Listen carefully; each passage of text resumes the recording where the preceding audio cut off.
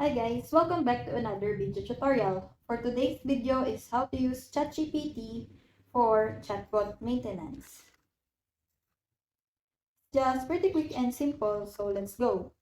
So here's a simplified version of the steps to use ChatGPT for chatbot maintenance.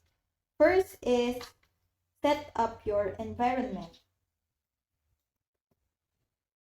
Prepare a programming environment or framework to interact with ChatGPT. You can use Python and libraries like OpenAI Python or a chatbot platform that integrates with the GPT 3.5 API. Next is authenticate and get API access. Sign up for the OpenAI API and obtain your API key, which is required to make API requests. Third is send user input and get a response.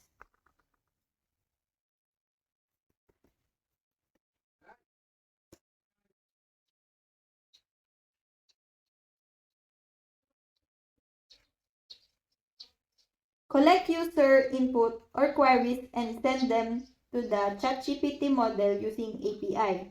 Retrieve the chatbot response. Fourth is process and handle the response.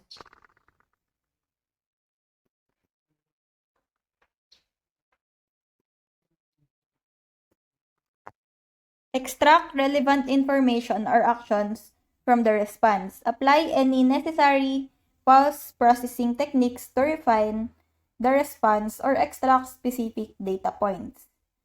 Last is update and maintain conversation context.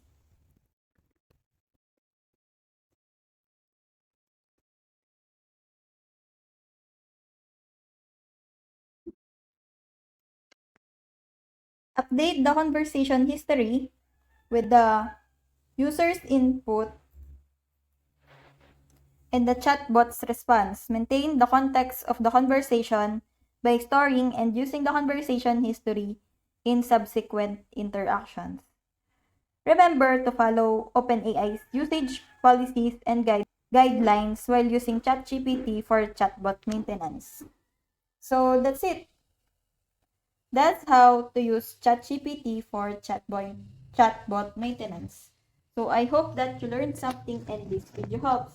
And if you have any questions or comments, kindly put it in the comment section below and make sure to subscribe and like to our channel. Thanks!